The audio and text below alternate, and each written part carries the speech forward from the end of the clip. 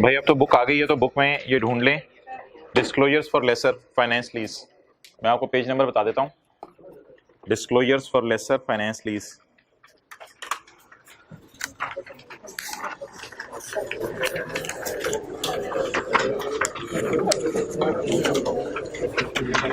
Page 54 पे है, page 54 पे। और ये हमारे परसों वाले नोट्स में आपको मिल जाएंगे, जो कल हम जाते जाते पढ़े थे, disclosures for lessor finance lease. अच्छा जी, मैन्युफैक्चरर डीलर लेसर का एक और क्या चीज थी जो कि नॉर्मल को नहीं आती थी? Selling profit. याद है क्या होता था? Gross profit. ये सिर्फ किसको आता है? मैन्युफैक्चरर डीलर लेसर को आता है या सिंपल लेसर को आता है? मैन्युफैक्चरर और डीलर लेसर का लफ्ज़ जरा ज़हन में रखें। क्या होता था? मैन्युफैक्चरर लेसर होता था होंडा, जो चीजें बना के बेच भी रहे, बना के लीज पे भी दे रहे हैं। और डीलर लेसर होता था जैसे जेल रोड के ऊपर अक्सर शोरूम्स हैं गाड़ियों के, बाहर के मुल्क से चीजें मंगवा के बेचते भी हैं और मंगवा के लीज पे भी देते हैं। और सिंपल लेसर कौन होता था? बैंक। तो मैन्युफैक्चरर डीलर लेसर को कौन सा प्रॉफिट आता है जी? Extra selling profit. और हर लेसर को क्या आती है बोले? Interest income. ये हर लेसर को आती है।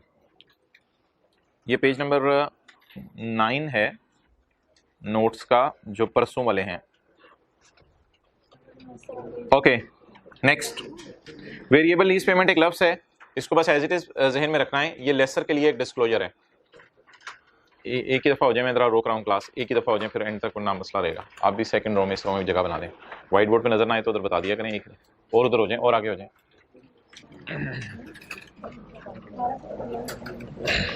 और इधर इधर जगह बना दें एक स्टूडेंट की। अच्छा भाई, पॉइंट डी पॉइंट डी, ये कोई याद नहीं करने, ये आपने जहन में रखने हैं कि ये लेसर के हैं, फिर हम लेसी के पढ़ेंगे तो वो लेसी के होंगे। लेसर लेसी के अलग अलग डिस्क्लोजर हैं। क्वालिटेटिव, ये खामोश हो जाए ना काफी देर से। Qualitative and quantitative explanation of changes in carrying amount of net investment in the lease. Qualitative and quantitative explanation of changes in carrying amount of net investment in lease. इस तरह का कोई डिस्क्लोजर हम बनाते नहीं हैं, लेकिन ये डिस्क्लोजर है क्या, जरा ये समझ लें। मुझे बताएं, ये नेट इन्वेस्टमेंट जो है क्या होता है असल में? रिसीवेबल। प्रेजेंट वैल्यू होती है, बिल्कुल आप सही कह रहे हो। नेट इन्वेस्टमेंट क्या होता है बोले? Receivable. What is net investment? Receivable. किसने किससे रिसीव करने हैं पैसे? लेसर ने लेसी से। Qualitative and quantitative explanation of changes in carrying amount of receivable. अच्छा मुझे बताएं, carrying amount of receivable change कैसे होती है? चेंज कैसे होती है? एक तो कैश रिसीव हो जाता है, तो कैश रिसीव होने से कैरिंग अमाउंट क्या हो जाती है? चेंज हो जाती है। क्या ऐसा भी हो सकता है लेसी पैसे लेके भाग जाए तो क्या हो जाएगा? बैड डेट हो जाएगा। तो ये एक चेंज आई है carrying amount of net investment में। इस बात को छोड़ दें यार, सारी बातें, सादा सी बात बताएं। डेटर, इंट्रो की क्लास में पढ़ा था, डेटर की कैरिंग अमाउंट चेंज कैसे होती है? या पैसे आ जाते हैं या बैड डेट हो जाते हैं। तो यही बात उसने यहाँ लिखी हुई है। कहते हैं अगर आपकी कोई ऐसी स्टोरी है, बैड डेट वगैरह है अलग से, तो हमें बता दो, डिस्क्लोजर दे दो। लेकिन हमारे सवालों में तो बैड डेट नहीं होते, क्योंकि हमारे स्कोप में नहीं है बैड डेट्स लीज के मद में। तो qualitative and quantitative. Qualitative means अंग्रेजी लिख के बता दो बैड हुआ क्यों, यानी क्या क्वालिटी में मसला आया आपके डेटर की जिसकी वजह से बैड हो गया। क्वालिटेटिव समझ लें रीजन, रीजन बता दो। क्वांटिटेटिव फिगर बता दो, क्वांटिटेटिव अंडरलाइन फिगर बता दो। और क्वालिटेटिव रीजन बता दो, कोई रीजन बता दो और फिगर्स बता दो जो चेंज आई है कैरिंग अमाउंट में। किसकी कैरिंग अमाउंट में चेंज आई है? डेटर की। अगर कोई वजह चेंज होने की आई है तो वो भी हमें बता दो। नेक्स्ट जी। हाँ हो सकते हैं, तो लेसी लेके भाग नहीं सकता, किस दुनिया में रह रहे हो। अच्छा, मैच्योरिटी एनालिसिस। मैच्योरिटी एनालिसिस याद रखिएगा हमेशा अनडिस्काउंटेड पेमेंट्स का बनता है। मैच्योरिटी एनालिसिस किसका बनता है? अनडिस्काउंट। क्योंकि मैच्योरिटी एनालिसिस किस कॉलम से उठाते हैं? इंस्टॉलमेंट्स के कॉलम से, और इंस्टॉलमेंट्स के कॉलम में कोई भी प्रेजेंट वैल्यूज कैलकुलेट नहीं हुई होती। Maturity analysis of undiscounted lease payments receivable for a minimum of each of the first 5 years। First 5 years का मिनिमम बना दें, less than 1, 1, 2, 2, 2 to 3 plus a total amount for the, और more than 5 years का अलग बना दें। और इसके बाद क्या बनानी होती है भाई? A lessor shall prepare a reconciliation, reconcile the undiscounted lease payments to the net investment in the lease. Okay, कहीं नोट बना हो?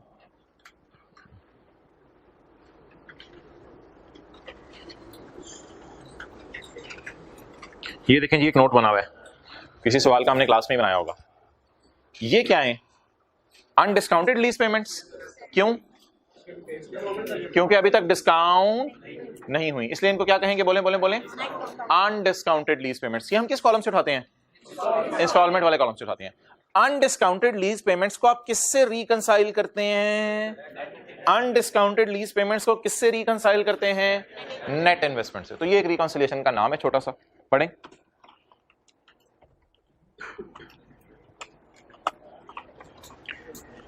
A lessor shall बोले बोले बोले reconcile the undiscounted lease payments to the net investment in the lease and the reconciliation shall identify the बोले बोले बोले क्या unearned finance income relating to lease payments। Okay आगे काट दें, आगे भी पढ़ने की कोई जरूरत, इसको छोड़ दें। ओके अच्छा भैया मोटे मोटे जरा डिस्क्लोजर लेस, भाई ये परसों वाले नोट्स हैं, मोटे मोटे जरा डिस्क्लोजर जहन में लेके आए लेसर के कौन से हैं। एक तो उसने क्या बताना होता है, सेलिंग प्रॉफिट, ये वैसे प्रॉफिट एंड लॉस से ही मिल जाएगा आपको, सेलिंग प्रॉफिट डिस्क्लोज करना होता है। और क्या बताना होता है, इंटरेस्ट इनकम। एक चीज हमें जो समझ नहीं आएगी वो क्या, वेरिएबल। अगली चीज, अगर जो डेटर है आपका जिसका नाम है नेट इन्वेस्टमेंट, उसकी में कोई क्वांटिटी में चेंज आई है और उस क्वांटिटी के चेंज की रीजन क्या है, मे बी पैसे आ गए हो, मे बी बैड डेट हो गया हो। और अगली चीज क्या बनानी है, मैच्योरिटी एनालिसिस किस कॉलम से उठाई जाती है, तो इंस्टॉलमेंट वाले कॉलम में डिस्काउंट अभी नहीं लगा होता। और लेसर ने एक रिकंसिलिएशन बनानी है अनडिस्काउंटेड पेमेंट्स की, किसके साथ बोले, to the net investment in the lease. Okay qualitative information lease के बारे में, ये लेसर ऑपरेटिंग लीज में भी आपको रिवाइज करा दी थी। क्वालिटेटिव क्या मतलब, nature of lessor's activities, lessor तुम कर क्या रहे हो, nature of lessor's activities. And in the end यानी कुछ गाड़ियां लीज पे दे रहे होंगे, कुछ लेसर मशीन्स लीज पे दे रहे होंगे, ये नेचर हो गई।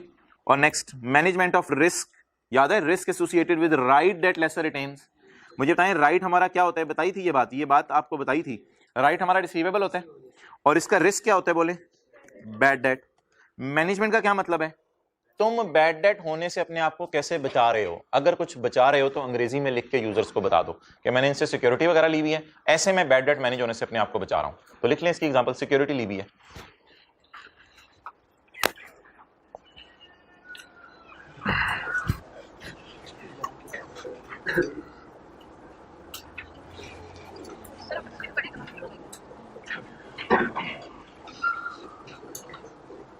अच्छा एक बुक नीचे मंगवा ले, मैं आ रहा हूं।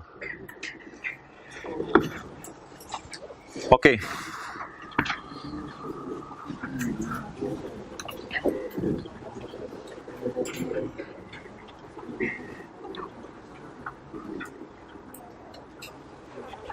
आ जाओ, नोट्स बांटो भाई। कल वाला होमवर्क के सवाल हो गए थे दोनों, तो मसला तो नहीं हो, कितने लोगों ने किए थे भाई। ये करते रहे होमवर्क साथ साथ, होमवर्क नहीं करेंगे प्रैक्टिस नहीं होगी, चीजें जहन से निकलती रहेंगी।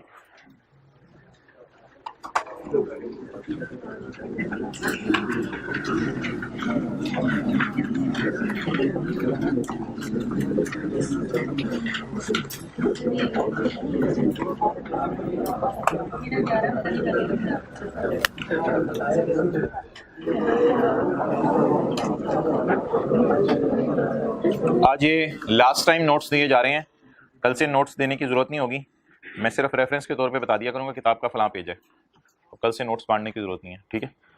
अच्छा जी, जैसे आपको IAS 38 में याद होगा एक ही दफा चैप्टर दे दिया था, उसके बाद फिर हमें नोट्स की जरूरत नहीं पड़ी थी, तो कल से नोट्स खत्म, टाइम भी लगता है ऐसे ही बांटने में भी। ओके आज के नोट्स के दूसरे सफे पे आए।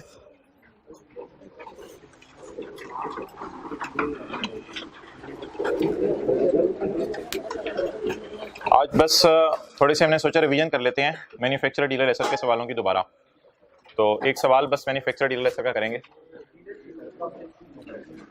जो मैन्युफैक्चरर की होगी वही वाली।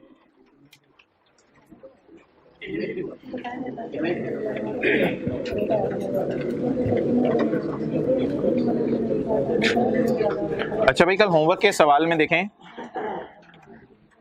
ये क्वेश्चन 17 है प्रैक्टिस सेट का, किताब के पेज 70 पे, लेकिन अभी खोलने की जरूरत नहीं। होमवर्क के सवाल में क्या था, avocado is a dealer in machine. अब डीलर हो या मैन्युफैक्चरर हो, आपके पेपर में जवाब देने के तरीके में 1 टके का डिफरेंस नहीं होगा, 1 रुपए का डिफरेंस नहीं होगा। हाँ, मैन्युफैक्चरर क्या कर रहे होते हैं, बना के बेच रहे होते हैं, इसलिए जो उनकी कॉस्ट होती है वो मटेरियल लेबर ओवरहेड की होती है। और डीलर क्या कर रहे होते हैं, खरीद के बेच रहे होते हैं, इसलिए उनकी cost as it is given होगी। तो इधर भी देख लो, Avocado the company entered into an agreement to lease a machine, the machine was purchased by Avocado at 1 lakh ये कॉस्ट आ जाएगी। The cash sale price is 2,10,000। तो चार चीजें मैंने आपको बताई थी, कैश चाहिए, फेयर वैल्यू चाहिए या सेल प्राइस चाहिए, और जीआई चाहिए और एनआई चाहिए। तो कॉस्ट आ गई 1 लाख और सेल प्राइस आ गई 210 और पहली जनरल एंट्री वही वाली होगी। तो डीलर के आने से सवाल के पैटर्न में कोई चेंज नहीं आएगी। अच्छा जी, आज वाला सवाल पढ़ना है बड़ी गौर से। Quartz auto limited is engaged in the business of, आज के नोट्स का दूसरा सफा, और बाकी लोग किताब निकालें जिनके पास किताब है, बस पास फेवर क्वेश्चन 9 निकालें। पेज नंबर क्या है किताब में? किताब में पेज नंबर क्या है?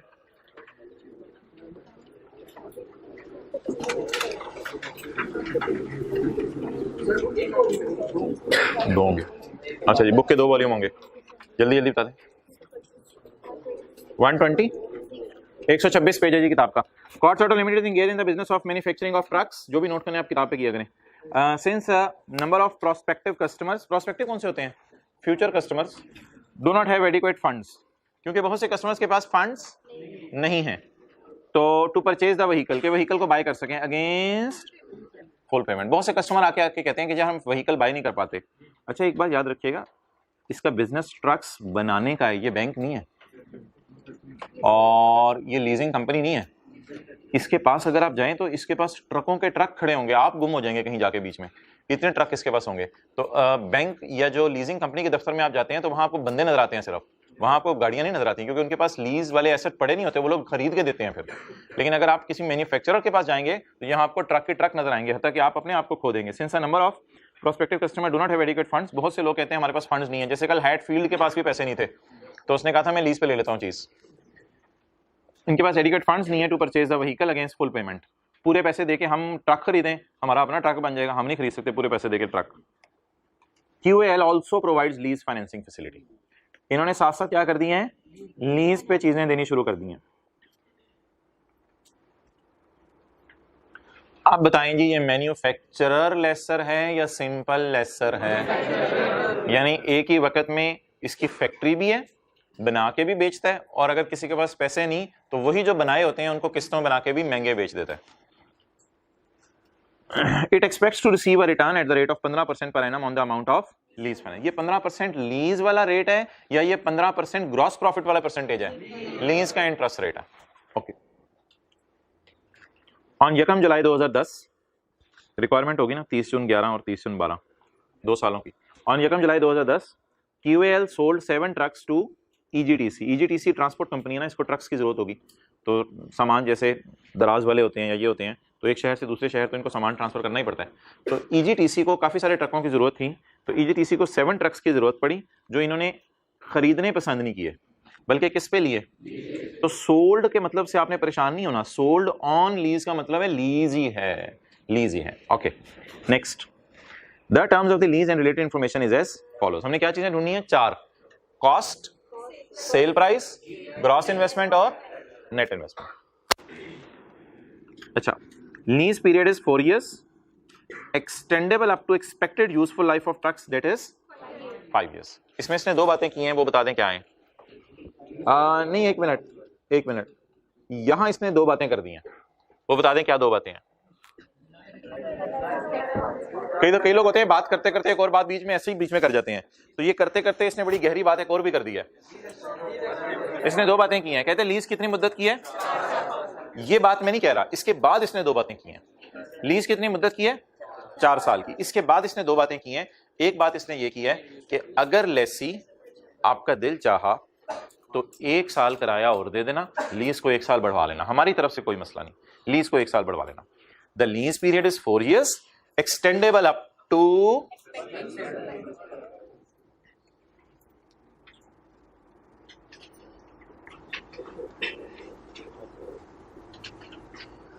देखना, इतनी सी बात अलग बात है, इतनी सी बात एक बात है, क्या है? Lease period is extendable up to 5 years। तो लीज पीरियड बेसिकली कितने साल का है? 4 साल का, और 1 साल से बढ़ सकता है, यानी कितने साल का हो सकता है? 5 साल का। एक बात इसने ये की, लगे हाथों कहते हैं लाइफ भी आपको मैंने सोचा बताते चलूं, वो कितने साल है? 5 साल। ठीक है जी, आप बता दें लीज का बेसिक पीरियड कितने साल का है? जैसे लाइसेंस में नहीं होता था रिन्यूअल वगैरह, 4 साल के लिए ले लो, 1 साल के लिए रिन्यू करवा लेना, बिल्कुल उसी तरह की कुछ बात समझने की कोशिश करें। तो ओरिजिनल लीज पीरियड कितने साल है? 4 साल। इसमें आगे टॉपिंग कितनी आप डाल सकते हैं, और लकीली लाइफ भी कितने साल है?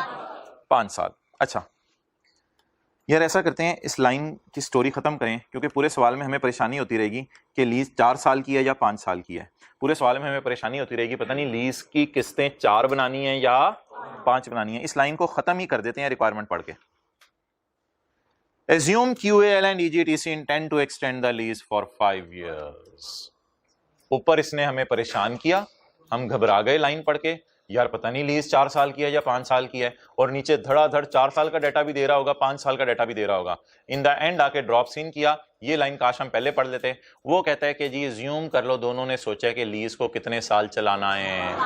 अब बता दें क्या डिसीजन हुआ। ये लाइन तो मेरी नजर में बिल्कुल फारिग हो गई है। लीज 5 साल की है, 4 साल का कोई चक्कर ही नहीं है सवाल में, क्योंकि लीज कितने साल की है? 5 साल की। व्हाट्सएप ग्रुप में हर दफा कोई ना कोई एक बच्चा जरूर पूछता है आपको कैसे पता चला 5 साल की लीज है। इस लाइन को 6 दफा हाईलाइट कर लें घर में बैठ के लोग। तो रिक्वायरमेंट चीख चीख के पुकार रही है कि लीज कितने साल की है? 5 साल की है।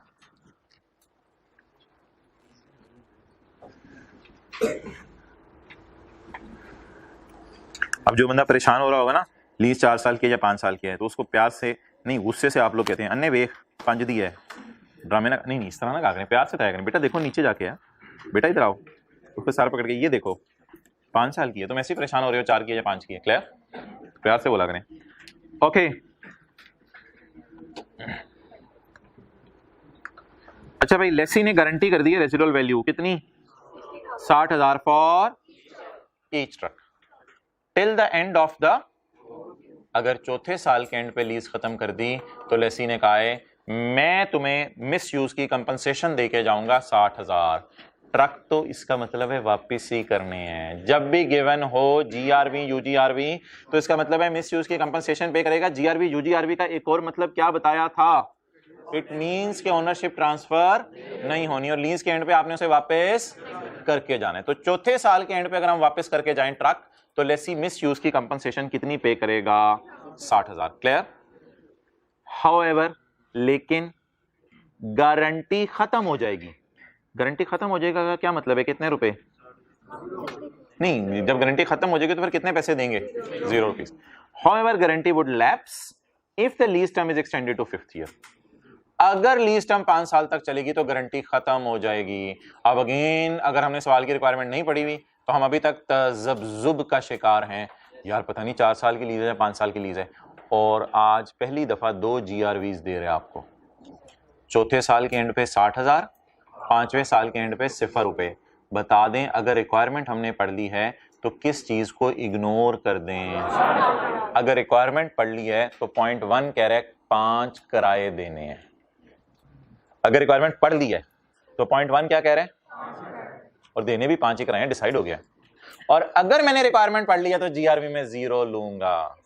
अगर रिक्वायरमेंट नहीं पढ़ी हुई तो यहां पे खड़े होकर मैं सोच रहा हूंगा यार पता नहीं 4 किराए या 5 किराए, यार लीज ही तो सही तैयार था, यार पता नहीं 60,000 या 0 रुपए, पता नहीं 60,000 या 0 रुपए। चल रशीद आगे देखें क्या होती है हमारे साथ।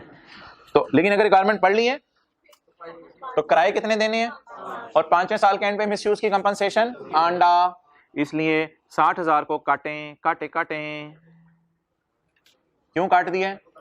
क्योंकि किराए कितने देने हैं? 5। जब डिसाइड हो गया 5 किराए देने हैं तो फिर एसेट वापस भी कब करने हैं? EGTC will return the truck at the end of lease। EGTC lease truck वापस कर देगा। और माने ना माने लीज का एंड मुझे पता चल चुका है 5th ईयर, क्योंकि आपके साथ वाला पहुंची हुई सरकार है, उसने रिक्वायरमेंट पढ़ ली हुई है। लीज का एंड कौन से साल है जी? 5 साल बाद। अच्छा एक बात यहां पे आप मुझे बता दें कि रेंटल्स जो आ रहे हैं हमारे, इनको आप क्या करेंगे? रेंटल्स को 5 से मल्टीप्लाई करेंगे या 4 से 5 से? क्यों? हमने रिक्वायरमेंट पढ़ ली है ना, हमने रिक्वायरमेंट पढ़ ली है तो रेंटल 5 होंगे। अच्छा यार एक चीज पता नहीं क्यों बच्चे पूछते हैं कि डिसाइड हो गया लीज 5 साल की है, डिसाइड हो गया लीज 5 साल की है और लाइफ भी ट्रक की 5 साल है, तो जिस चीज की लाइफ 5 साल है और जिस चीज की लीज टर्म भी 5 साल है तो 5वें साल के, मैं कोई और बात अभी करना चाह रहा हूं, मैं दोबारा रीस्टार्ट करता हूं। कुछ सवाल बच्चे पूछते हैं कि लीज टर्म भी 5 साल है और लीज टर्म भी 5 साल है, लाइफ भी 5 साल है। भाई बातें सुनना यार, FR2 को सीरियसली। लीज टर्म भी, लाइफ भी, तो आप हमें ये बताएं कि फिर 5वें साल के एंड पे जाके EGTC ने जब ट्रक को वापस करना है लेसर को, तो लेसर ने इसका अंब का अचार डालना है या लसूड़े का? तो लेसर ने इसका क्या करना है जब ये अपनी पूरी जवानी और पूरा बढ़ापा जाया करके आ चुका होगा, पूरे 5 साल। और भाई जो भी हो लेसर के पास चले जाने, स्क्रैप है जो भी है, कुछ ना कुछ इंशाल्लाह बाजार से मिल ही जाएगा लेसर को। और लेसर की चीजें आपको क्या, लेसर ने एग्रीमेंट में लिखा हुआ you will return this truck, और ये लाइन बिल्कुल नहीं लिखी होनी चाहिए थी, क्योंकि GRV का मतलब ही ये होता है कि लेसी विल रिटर्न। ये लाइन ना भी लिखी होती तो ये बात इंप्लाइड थी। लेसी एसेट को क्या करके जाएगा, वो मिल कब जाता है जब परचेज ऑप्शन देता है। मिल कब जाता है एसेट, जब परचेज ऑप्शन। अभी तो परचेज करने की ऑप्शन अवेलेबल नहीं है, आपको क्या करके जाना पड़ेगा, वापस करके जाना पड़ेगा। अच्छा, और यार फिर बच्चे बंदे लेके आ जाते हैं, कहते हैं ऊपर लिखा हुआ है कि ट्रक बिक गया है, नीचे आप कह रहे हैं ट्रक वापस कर देना है। ओ भाई ट्रांजैक्शन की लीगल फॉर्म को नहीं देखना, रियलिटी को देखना है। लीगल फॉर्म क्या है, सोल्ड, बेच दिए हैं तुम्हें ट्रक। रियलिटी क्या है, 5 साल की चीज है और 5 साल के लिए हमारे पास है, तो एक तरह की जो है लेसर के पास से चली गई ना, तो लेसर के पास से चीज बिक ही गई ना एक तरह की। तो सोल्ड शायद यहां पे तो सही मानी दे रहे हैं, उसने बेच ही दिए हैं, लेकिन अब एंड पे जाके अगर वापस कर दें तो आपने ये नहीं कहना कि इसने बेचे नहीं, एक तरह के चले गए हैं हमेशा के लिए लेसर के पास से। वैसे भी मेरे भाई, हमने लेसर की किताबों में एसेट रखने या नहीं रखना, वो सोल्ड के लफ्ज से और रिटर्न के लफ्ज से डिसाइड नहीं होगा, वो सिर्फ 5 सवालों की बुनियाद पर डिसाइड होता है। लेसर की किताबों में एसेट रखना या नहीं रखना किस बेस पे डिसाइड होगा, सिर्फ 5 सवालों की बुनियाद पर डिसाइड। तो 5 सवाल हम पूछेंगे, डिसाइड कर लेंगे लीज टर्म से, और 5 भी पूछने की जरूरत नहीं है। लीज टर्म 5 साल है और लाइफ क्या है 5 साल, तो 5 को 5 से डिवाइड किया तो 75% से ज्यादा आ गया 100%। तो इसका मतलब है लीज ऑलरेडी डिसाइड हो चुका है। कौन सी लीज है, फाइनेंस लीज है। ओके अच्छा जी, कहां तक हम पहुंचे हैं, लीज कितने साल की थी ओरिजिनली, 4, लेकिन बढ़ के कितने साल पे जा सकती है, डिसाइड क्या हो गया 5 साल। अगर 4 साल की लीज होती तो ट्रक वापस करते हुए साथ कितनी मिसयूज की कंपनसेशन देनी थी, 60, और अगर 5 साल की होती तो ट्रक वापस करते हुए कितने पैसे देने थे, लैप्स का मतलब ₹0, गारंटी खत्म हो जाएगी। अच्छा अगली बात, किराए ये हमारे पास आ रहे हैं 2715,224, इसको 4 से मल्टीप्लाई करेंगे, 5 से मल्टीप्लाई करेंगे। आगे यार वो 2 चीजें मैन्युफैक्चरर और डीलर लेसर के सवाल में अवेलेबल होती हैं। Cost of each truck is 9 lakh. ये कौन सी कॉस्ट है, मटेरियल लेबर ओवरहेड, इसकी फैक्ट्री के जो खर्चे हैं। बना कितने का ट्रक है, ट्रक ही होगी, 9 लाख का ट्रक बना लिया, ज्यादा नहीं, सवाल पुराना होगा 2011 का। अच्छा तो ट्रक कितने का बने जी, 9 लाख का। Price in cash of outright sale is 13,50,000। ये क्या मतलब होता है, आउटराइट सेल क्या होती है, आउटराइट का मतलब मैंने देखा हुआ है, लेकिन आपके लिए दोबारा देख रहा हूं। मेरे ख्याल से यकमुश्त इसका मतलब होगा उर्दू में, आउटराइट मीनिंग इन उर्दू यकमुश्त होता है फौरन। अगर फौरन कोई बंदा पैसे दे जाए, आउटराइट फौरन कोई बंदा पैसे देके जाना चाहे तो उसे कितने का भी देंगे, 13 लाख। लेकिन इसको 13,50,000 का नहीं देंगे, इसे 2715,224 मल्टीप्लाइड बाय 5 साल की किस्तें बना के देंगे। और प्लीज अभी थोड़ी सी एहतियात करनी है, पूरे सवाल में एक फिगर ऐसी है जो पर ट्रक नहीं है, वो नहीं वो बाहर निकल के नहीं, वो इंशाल्लाह पेपर पे बैठ के पता चलेगा, ऐसे नहीं होगा। ये पर ट्रक गिवन है, ये पर ट्रक नहीं है, ये पर ट्रक नहीं है, ये पर ट्रक है, ये भी पर ट्रक, ये भी कोई चीज आ रही है, ये भी क्या है, कितने लिखे ईच ट्रक। अच्छा जी एंड पे आ जाए जी, 0.5 अब आ गया हमारा 0.5, the expected residual value of each truck at the end of is 1.5 lakh and 1 lakh respectively, is 1.5 lakh and 1 lakh respectively। अच्छा अब हजरात मुझे ये बता दें कि क्या मैं इसमें से ये लाइन काट दूं,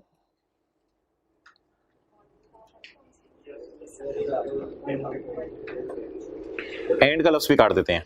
आप पढ़ें जरा, expected residual value of each truck at the end of 5th year is ₹1 lakh. Respectively भी आप किसी तुक्का नहीं रहेगा, इज 1 लाख। तो बता दें जी 4 साल के एंड वाली रेजिडुअल वैल्यू लूं या 5 साल के एंड वाली रेजिडुअल, 5 साल के एंड वाली रेजिडुअल। अच्छा यार ये ना एक इशू है, पहली दफा हुआ है, उसने ना खाली लफ्ज यूज किया रेजिडुअल वैल्यू। नहीं, खाली उसने लफ्ज यूज किया रेजिडुअल वैल्यू।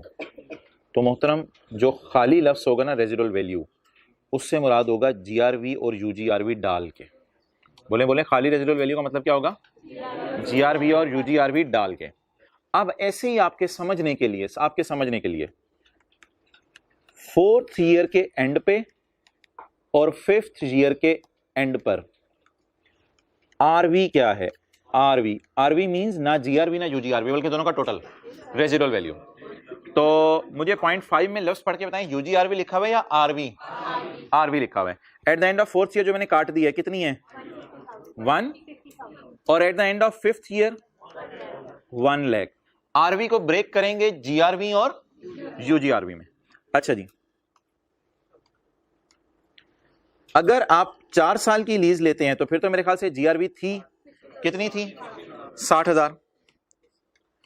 1.5 लाख माइनस 60,000 90,000। ये क्या आ गई? जो अमाउंट गारंटी होगी वो तो गारंटी है ना, तो बाकी कहां चली जाएगी? अनगारंटेड में। एक अमाउंट की तो किसी ने क्या दे दी, और बाकी फिर अगर एक टोटल अमाउंट है, टोटल अमाउंट में से कोई बंदा जिम्मेदारी दे दे। ऐसे ही मैं मिसाल दे रहा हूं, आप बैंक से जाके लोन लें 1.5 लाख रुपया, आपका दोस्त गारंटी दे दे 60,000 की, तो बताएं कितने की किसी ने गारंटी नहीं दी? 90,000 का लोन देते हुए शायद बैंक आपको डर रहा हो। एक ऐसी मिसाल दे रहा हूं समझने के लिए। तो what is residual value? How I came to know that it is residual value? वाज़ेह तौर पे लिखा हुआ है आरवी, जीआरवी यूजीआरवी का लफ्ज़ नहीं लिखा हुआ। और now come on 5th year, इधर बताएं जी आरवी क्या है? आरवी 1 लाख। अच्छा ऊपर जाएं, इस सूरत में अगर 5वें साल तक जाएं तो गारंटी वुड लैप्स गारंटी। जी जीआरवी बताएं यार, लेकिन बाजार से इसको कुछ ना कुछ स्क्रैप के तौर पे मिल ही जाएगा, कोई मसला नहीं। वो कितना मिलेगा? 1 लाख। अब मेरे तो ख्याल से सिर्फ आपको ये नोट करना चाहिए जो ये वाला है, क्योंकि वो तो वैसे ही मैंने लिख दिया, ये तो मैंने वैसे ही सवाल में क्या करनी है? इग्नोर करना है डेटा। क्यों इग्नोर करना है? क्योंकि सवाल की मैंने क्या पढ़ लिया है? रिक्वायरमेंट। तो ये तो वैसे इग्नोर करना है, लेकिन समझने के लिए बनाया जा सकता है, कोई मसला नहीं। तो अगर खाली आरवी लिखा हो तो वो रेजिडुअल वैल्यू होगी, उसको फिर ब्रेक करना है किसमें? जीआरवी हो जाता है। नोट करना यार, हाथ बांध के बैठा रहता है यार। हाँ बोले।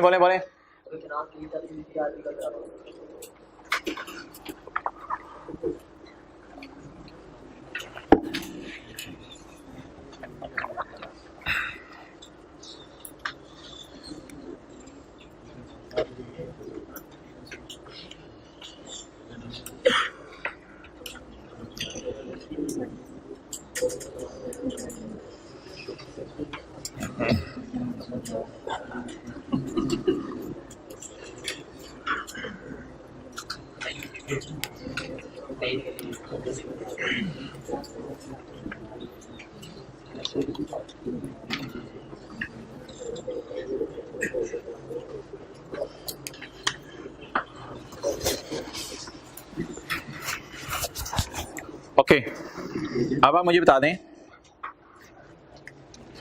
5 टेस्ट में से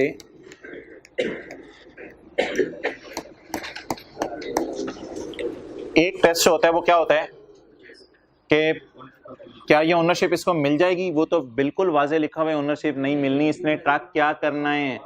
वापस करके जाना है। परचेज तो कर ही नहीं सकता, इसने ट्रक क्या कर जाना है? वापस। नेक्स्ट, क्या मार्केट प्राइस से कम पे खरीद सकता है 5वें साल के एंड पे, या ट्रक वापस करके जाना है? ट्रक वापस करके जाना है। क्या अगर मैं लीज टर्म को डिवाइड करूं यूजफुल लाइफ से तो जवाब 75% से ज्यादा आता है? आगे मुझे जाने की जरूरत नहीं है, क्या साबित हो गया? तो फाइनेंस या ऑपरेटिंग लीज किसी बुनियाद पर डिसाइड नहीं होना सिवाय इसके कि आपने कितने टेस्ट लगा लेने हैं।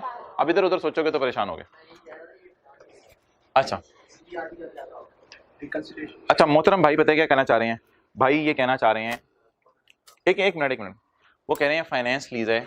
फाइनेंस लीज में ये होता है कि लेसर एसेट अपनी बुक से, सोचे शुरू वाली क्लास में याद करें क्या बताया था। फाइनेंस लीज का मतलब क्या होता है? लेसर अपनी किताबों से एसेट निकाल देते हैं। अब भाई ये कहना चाह रहे हैं कि लेसर अपनी किताबों से एसेट क्यों निकाल रहे हैं? वो तो लेसर के पास आ जाना है और इसने फिर बाजार में बेच के यूजीआरवी रियलाइज भी करवा लेनी है, तो ये अपनी किताबों से एसेट क्यों निकाल रहा है? मोहतरम ठीक है इनकी बात अपनी जगह, लेकिन स्टैंडर्ड बात की रियलिटी देखते हैं। स्टैंडर्ड कहता है आप ही जाने 5वें साल तो इसका 4 डालने लेसर ने, कितना दे जाएगा लेसर को? लाख रुपए का एक ट्रक है, 7 लाख मिल जाएगा, क्या हो जाएगा, क्या निकाल लेगा इस एसेट से? इसलिए स्टैंडर्ड में ये है कि आप किसी एक बेस पे डिसाइड ना करो ये फाइनेंस है ऑपरेटिंग, बल्कि किस बेस पे डिसाइड करो, 5 टेस्ट लगाओ और 5 टेस्ट लगा के डिसाइड करो ये लीज फाइनेंस है ऑपरेटिंग। इसलिए इन चक्रों में नहीं पड़ना। कोई एक बात देख के, वो जो डॉक्टर की मिसाल दी थी, कोई एक टेस्ट करके डिसाइड कर देते हैं कि इसको कैंसर है। कई तो नए नए डॉक्टर शक्ल देख के कह देते हैं इसको कैंसर लग रहा है। तो इसलिए इन चक्रों में नहीं पड़ना। हमने कितने टेस्ट लगाने हैं? 5 टेस्ट। 5 टेस्ट लगाने के बाद क्या डिसाइड होगा, लीज फाइनेंस है ऑपरेटिंग। ओके, चलें जी सवाल लास्ट टाइम पढ़ें और इसके बाद सॉल्यूशन की तरफ मूव करें। क्वार्ट्ज ऑटो लिमिटेड, एक बड़ी सवाल मैंने एंड पे आपसे एक बात पूछनी है। Quartz auto limited is engaged in the business of manufacturing of trucks since the number of prospective customer do not have to purchase the vehicles. बहुत से लोग कहते हैं जी हम ट्रक नहीं खरीद सकते अगेंस्ट फुल पेमेंट, इतना बड़ा ट्रक पूरे इकट्ठे पैसे देके खरीदे हम तो निकल जाएगी जान हमारी। तो क्यूएल ने सोचा कि लोगों को किस पे देना शुरू कर दें। It expects to receive a return of the rate of 15% per annum on the amount of lease. 1 जुलाई 2010 को क्यूएल ने 7 ट्रक बेच दिए हैं एक ट्रांसपोर्ट कंपनी को। किसके ऊपर? किस्तें बना के बेच दिए हैं, लेकिन ये ट्रक वापस आ जानी है, वो बात अपनी जगह, उससे कोई फर्क नहीं पड़ता। अच्छा, the terms of lease are as follows. Lease 4 साल की है लेकिन 5 साल तक जा सकती है। सवाल का सोल्यूशन कह रहे हैं 5 साल पे ही लेके जाना। पॉइंट 2, ईजीटीसी ने कहा है मैं 60,000 रुपया दे दूंगा अगर चौथे साल मैंने तुम्हें ट्रक वापस किया, वरना मैं तुम्हें 5वें साल ट्रक वापस किया तो कोई पैसे नहीं दूंगा। इसलिए हम क्या लेंगे? 0 जीआरबी। पॉइंट 3, किराए आपके 2715 में पर एनम। ये आप मुझे बता दें यार, ये जरा सोचा करें, ये 60,000 किसने किसको देने थे? लेसी ने लेसर। ये 2715 किसने किसको देने हैं? लेसी ने। ये 9 लाख रुपए किसने किसको? लेसर ने अपने मजदूरों को दिए होंगे पैसे और मटेरियल खरीदा होगा जो ट्रक बनाने का। ये 9 लाख रुपए वो हैं। और ये 13,50,000 के हैं। अगर बिलावल आ जाए और कहे मुझे ट्रक दो तो 13,50,000 तो ऐसी जेब से निकाल के दे देगा। या बेगम को कह देगा अपनी पॉकेट, शादी नहीं, बेगम कह देगा वो जो पॉकेट मनी मैंने तुम्हें दी थी उसमें से 6-7 ट्रकों के पैसे हैं, वो कहेगी 50 ट्रकों के पैसे हैं, ये पकड़ो। तो 13,50,000 वो ऐसे ही दे देगा। ये तो तब पैसे मिलेंगे लेसर को जब फौरन ही सेल हो जाए। जब ट्रक वापस आ जाएंगे, जैसे कि वापस आने हैं, वो ट्रक ही क्या जो वापस ना आए इस सवाल में तो ट्रक वापस, जब ट्रक वापस आ जाने हैं तो बाजार से लेसर को कितने मिल जाएगा फी ट्रक? 1 लाख रुपए मिलना। टोटल लाख है लेकिन उसमें से जीआरबी 0 है तो यूजीआरबी पूरी 1 लाख होगी। लेसी के एंगल से यार कभी सवाल को देख लेंगे, कल याद कराइएगा। लेसी के एंगल से सवाल को देख लेंगे कि ये शॉर्ट टर्म लीज है या लो वैल्यू एसेट है, फिर कल इसके ऊपर बात कर लेंगे। फिलहाल लेसर का सवाल कराने दें। ओके, सवाल पढ़ें जी। Assuming QL and EGTC intend to extend the lease for a period of 5 years, journal entries आपने करनी है और नोट बनाना है। अच्छा भाई, अब आप मुझे बता दें ये सवाल किसकी बुक्स में करें, लेसर की लेसी की? जो कह रहे हैं लेसर की बुक्स में करें वो हाथ खड़ा करके बताएं। जो कह रहे हैं ये सवाल लेसी की बुक्स में करना है वो लोग हाथ खड़ा करें। जो कह रहे हैं दोनों की बुक्स में करना है वो हाथ खड़ा करें। 50 नंबर तो नहीं है सवाल के? अच्छा, ये आईकैप की हिस्ट्री में वाहिद सवाल है जो 10 साल पहले आया था। इसके बाद ऐसा सवाल कभी नहीं आया जिसमें वो बता नहीं रहा कि सवाल किसकी बुक्स में सॉल्व करना है। जज्बाती नहीं हो जाना, मैं एहतियातन दोनों की बुक्स में सॉल्व कराया हूं। हाँ, एक सवाल और करने का टाइम पेपर में नहीं बचा था, ये एहतियातन दोनों की बुक्स में मैं कराया। एहतियात अच्छा मोहतरम, नहीं यार, यूजीआरबी जीआरबी का कोई चक्कर नहीं है। सिंपल सी बात है, बात हो किसकी रही है? पहले पैरे में पहला पैरा किसके लिए है? तो इसका मतलब है जिसकी बात उसने सुनाना शुरू की है उसी का सवाल सॉल्व करवा रहे हैं ना। अच्छा, इस पैरे को मैं थोड़ा सा बदलता हूं, फिर आप मुझे बताइएगा किसकी बुक्स में सवाल सॉल्व करना है। ईजीटीसी, अगर ये पहला पैरा ऐसे होता, EGTC is a transport company, it is in needs of truck, some past year से ये ट्रक खुद खरीद रही थी, but now there is a shortage of fund, now EGTC has approached Quartz to buy some trucks. अगर इस तरह का पैरा होता तो फिर बात किसकी शुरू की है? लेकिन अभी जरा देख के बता दें। देखिए, आप किसी वाले साहब को अपने दोस्त की कहानी सुना रहे थे, बीच में कोई और दूसरा दोस्त आ जाता है तो वाले साहब के ज़हन में होता है कि बात उसी पहले वाले की चल रही है, किसी कॉन्टेक्स्ट में बीच में दूसरे की बात आ गई। तो लेसी की बात तो बीच में ऐसे ही आ गई। पहला पैरा जरा देख के बताएं आपको क्या लग रहा है, किस कॉन्टेक्स्ट में बातें करना चाह रहे हैं। Quartz is a manufacturer, number of customers के पास पैसे नहीं होते, क्वार्ट्स ने सोचा लीज फाइनेंस शुरू कर दें, क्वार्ट्स ने सोचा 15% इंटरेस्ट कमाना शुरू कर दें, और जाते जाते कहीं बीच में ऐसी लेसी का जिक्र आ गया। तो पहला पैरा पढ़ के बताएं किसके कॉन्टेक्स्ट में बात हो रही है। इसलिए सवाल किसकी बुक्स में सॉल्व करेंगे? लेसर। अच्छा जी, कल क्या किया था हमने? 4 बातें, एक बार 4 बातें समझा। कॉस्ट, सेल प्राइस या फेयर वैल्यू, दूसरा जीआई और चौथा एनआई, तीसरा जीआई चौथा एनआई। चलें जी शुरू करें।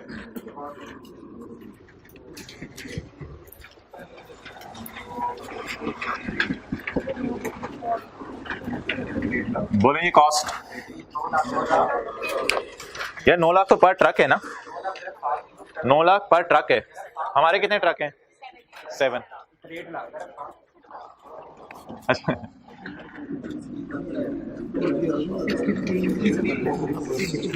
900 ज़रब 7 वाले को करने दे, वो पागलों की तरह उसका प्रोग्राम है। आज भी आखिर में 3 सिफरे लगाना और फिर वो GI NI में लगा रहेगा और मोनेटाइजेशन शेड्यूल तो उसका पूरा दिन ले जाएगा, फिर उसको लगा रहने दे। आप लोग 900 लिखें 9 लाख की जगह। और आज एक बहुत बड़ी बात सुने, जब हमने राउंडिंग का डिसीजन ले लिया ना, राउंडिंग का डिसीजन ले लिया है, तो हजरात ये इतना बोल्ड डिसीजन है, इतना बोल्ड डिसीजन है कि आप हैरान हो जाएंगे। जब हमने रुपीज इन थाउजेंड का सवाल करना शुरू कर दिया ना, तो ये मैं 3 सिफर इग्नोर करूंगा, मैं 224 भी इग्नोर कर दूंगा बिल्कुल, क्योंकि 224 है, ये 5 को 6 नहीं कर देगा। 224 इग्नोर कर दूंगा मैं। ये 9 लाख के आगे 3 सिफर इग्नोर कर दूंगा, 1350 के आगे 3 सिफर इग्नोर कर दूंगा, 1 लाख के आगे 3 सिफर इग्नोर कर दूंगा, 1.5 लाख और 60,000 का वैसे ही हमने कुछ नहीं करना था। तो अब बच्चों को जो परेशानी होती है, ठीक है, ऐसा लफ्ज़ ना बोला करें, तकलीफ होती है, बच्चों को जो परेशानी होती है 224 को डिलीट करने से होती है। भाई मेरी मर्जी, मैं रुपीज इन थाउजेंड में सवाल करना चाह रहा हूँ, 224 को डिलीट कर देंगे। आ जाए जी, उसका मिल्कशेक बना देंगे। अच्छा जी भाई, जो पेपर में कुछ करना है उसी बुनियाद पे बात कर रहा हूँ और डंके की चोट पे ये बात हो रही है। अच्छा जी, सेल प्राइस या फेयर वैल्यू बता दीजिए ट्रकों की। 1350 पर ट्रक, ऊपर रुपीज इन थाउजेंड लिख लें, मेरे पास जगह नहीं है इधर। रुपीज इन थाउजेंड, पहले एसी पे इतना कुछ लिखा हुआ है, अब रुपीज इन थाउजेंड कहाँ लिखे? जी जी बोले बोले बोले बोले। 9413, पहले ही तुसी पिंडी पहुंचे हो। 1350 इंटू 7 9450। अब बोले आप जी आए, जी आए, जी आया नहीं, जी आए। ओके जी, सवाल में GRVs UGRVs गिवन है या परचेज ऑप्शन की प्राइस गिवन है? अब लेसर के जूते पहन के सोचें इनफ्लोज क्या होंगे। डाउन पेमेंट, लेसर को इनफ्लो होगा, इसको ऐसे लिखा करें वैसे, lease payment, lease payment GI is equal to lease payment plus UGRV। अच्छा, UGRV के लिए डिफरेंट बॉल पॉइंट यूज कीजिएगा, 7 वाले से लेके UGRV। अच्छा, लीज पेमेंट को मैंने ब्लैक से इसलिए लिखा है कि ये पैसे लेसर ने किससे लेने हैं? लेसी से जी। LP comprises down payment plus rental plus GRV plus UGRV। तो लीज पेमेंट का हमने ब्रेकअप कर दिया। अच्छा जी बताएं जी, डाउन पेमेंट सवाल में रेंटल 15, नहीं नहीं इंटू 7 नहीं, 5 सालों से मल्टीप्लाई कर दें क्योंकि ये 60 ट्रकों का किराया, into 5 years plus GRV 0 plus UGRV जी। What is total residual value? 1 lakh. What is guaranteed, what is unguaranteed? ये वाला 100 में उठा रहा हूं। इधर क्या लिखूं जी? 700। लेकिन अगर थोड़ा सा समझने के लिए लिखना है तो ऐसे थोड़ा सा साइड पे करके मैं लिख देता हूँ। 700 कैसे निकला है? 1 लाख एक ट्रक की है, तो हमारे पास 7 ट्रकें हैं पूरे। 100 इंटू 7 कहीं साइड पे लिखिएगा, ऐसे फॉर्मूले का पार्ट नहीं है, जहन में रहे कि ये फिगर कैसे निकली है, ऐसे स्टार डाल के बेशक लिख लें, लेकिन ये व्हाइट बोर्ड तक आना है। It is your formula. Clear? Total, grand total 14275, 14275। चलें जी, NI जल्दी जल्दी रिवीजन हो रही है आज, जल्दी जल्दी जल्दी। NI 0 को तो डिस्काउंट करने की जरूरत नहीं। 27 into 1 minus 1 point raise to power minus divided by 0.15 plus 0। GRV वाला आ गया, तो इधर डाउन पेमेंट वाला आपने 0 डालना है तो बेशक वो भी डाल लें। ये तीन चीजों की डिस्काउंटिंग होगी, ब्लैक से, और अब 700 की 700 इंटू 1.15 कितने साल की लीज है? 5 साल की। याद रखिएगा जीआरवी, यूजीआरवी और परचेज ऑप्शन की प्राइस तीनों हमेशा लीज टर्म के एंड पे फेंकने हैं, रेज़ टू पावर -5। अब ब्लैक और ब्लू ना अलग अलग चलाना है आपने, ब्लैक और ब्लू अलग अलग चलाने हैं। 9-4 मेरा नहीं ख्याल 9-4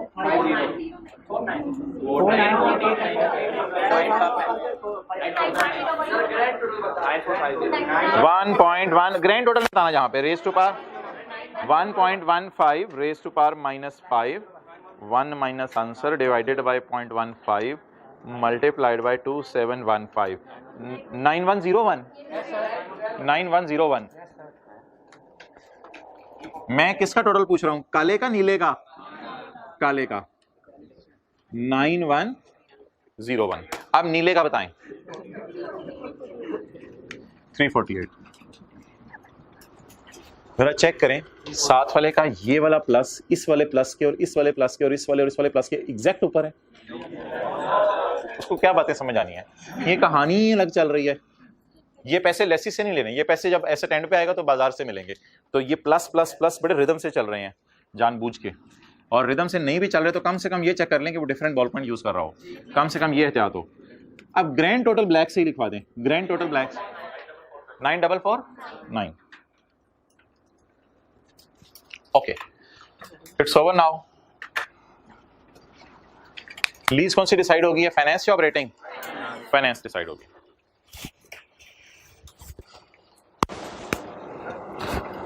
इंटरेस्ट निकाल लो, देख लो कितने इंटरेस्ट कितने ये टोटल होगा। GI minus NI 14275 minus 9449 is equal to 26। Okay कुछ नहीं, खैर है, कुछ नहीं होता, जाने दो। 1-2 रुपए आउट हुए कोई मसला नहीं। किधर है वो? दे दिए मैं, एक ही दफा मसला हल हो गया है, खत्म हो गया। मैंने कहा था खर्चे नहीं करने। अच्छा जी यार, एक एंट्री मैंने आपको बताई थी ट्रक बनाने की, वो एंट्री नहीं करनी। ट्रक बनाने की इन्वेंट्री डेबिट कैश क्रेडिट, हमारा भी लेवल ही नहीं ट्रक बनाने का, तो इन्वेंट्री डेबिट कैश क्रेडिट वाली एंट्री नहीं करनी, डायरेक्ट एक एंट्री करनी है। वो एंट्री जरा मुझे बता दें। 1 जुलाई 2000, अब रहने दें, 1 जुलाई 2010 और year and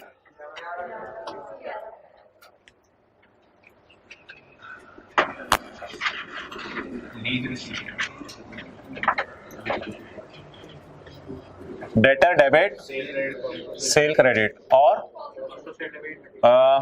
cost of cell inventory, इस सारे की जगह लीज रिसीवेबल, ये हमारी एंट्री बनेगी। क्लियर? ओके जी, सारे आप जरा ऊपर देखिएगा। अब आपके 5 से 6 मिनट चाहिए, बड़े इंपॉर्टेंट। अभी तक रिवीजन हो रही थी, GRVs, UGRVs, रेंटल, अभी तक रिवीजन हो रही थी। अब जरा अटेंटिवली आपने देखना है।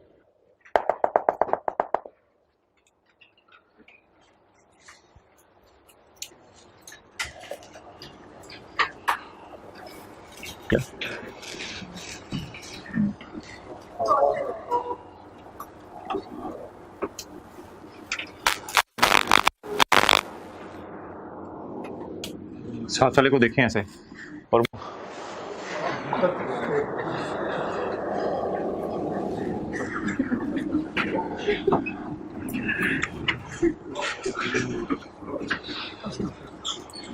कल भी यही करना चाहिए था, लेकिन कल डाटा अवेलेबल नहीं था ज्यादा, कल भी यही करना चाहिए था।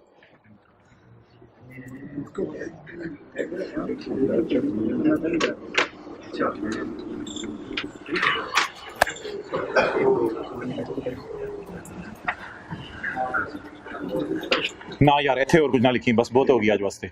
चलें चलें जी, पहले फॉर्मूला जरा याद करें। लीज रिसीवेबल किस पे बुक करना है? लॉजिक्स बाद में। कॉस्ट ऑफ सेल किस पे बुक करनी है? Cost minus present value of, इसलिए ब्लू मार्कर अलग रखा था आज। और सेल किस पे रिकॉर्ड करनी है? लोअर ऑफ फेयर वैल्यू और प्रेजेंट वैल्यू ऑफ और इन्वेंट्री किस पे रिकॉर्ड करनी है, कॉस्ट पे रिकॉर्ड करनी है। वैसे ये एंट्री ना दी हुई है आज के नोट्स का पहला सफा जो है, आज के नोट्स का पहला सफा, और बुक में भी जहां ये दिया हुआ है ना मैन्युफैक्चरर डीलर लेसर का ये वाला डब्बा, तो बुक में भी वहां ये एंट्री दी हुई है। अच्छा जनरल एंट्री बता दें जी, जनरल एंट्री का पैटर्न जल्दी जल्दी जल्दी, वजह कोई नहीं अभी डिस्कस हो रही। जनरल एंट्री का पैटर्न बताएं जी। लीज रिसीवेबल किस पे बुक करना है, बस ये याद कर लें, लॉजिक बाद में डिस्कस कर लेते हैं, लेकिन लॉजिक की कोई खास जरूरत नहीं है।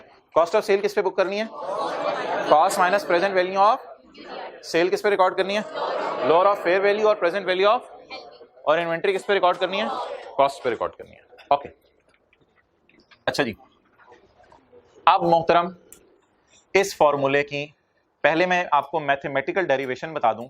मैथमेटिकल डेरिवेशन मेरे ख्याल से किसी काम की नहीं है। मैथमेटिकल डेरिवेशन से एक चीज ये साबित हो जाएगी कि ये फॉर्मूला एंट्री को बैलेंस कर दिया करेगा। जरा मैथमेटिकल डेरिवेशन गौर से देखिएगा। हमारा सिलेबस इस तरह स्ट्रक्चर है कि फेयर वैल्यू लोअर आ ही नहीं सकती, वो फिर सीए फाइनल की बात हो जाती है।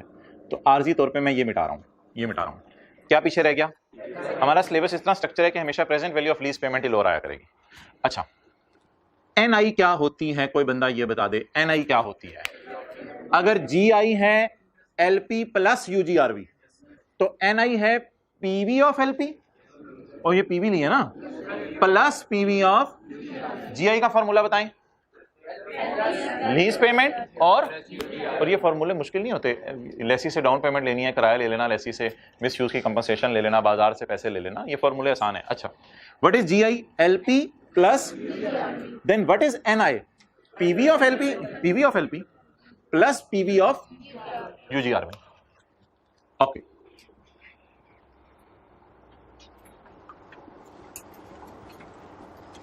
अब एक मिनट में साथ वाले को ये समझा दें कि मैथमेटिकली ये फॉर्मूला हमेशा क्वेश्चन बैलेंस कर देगा।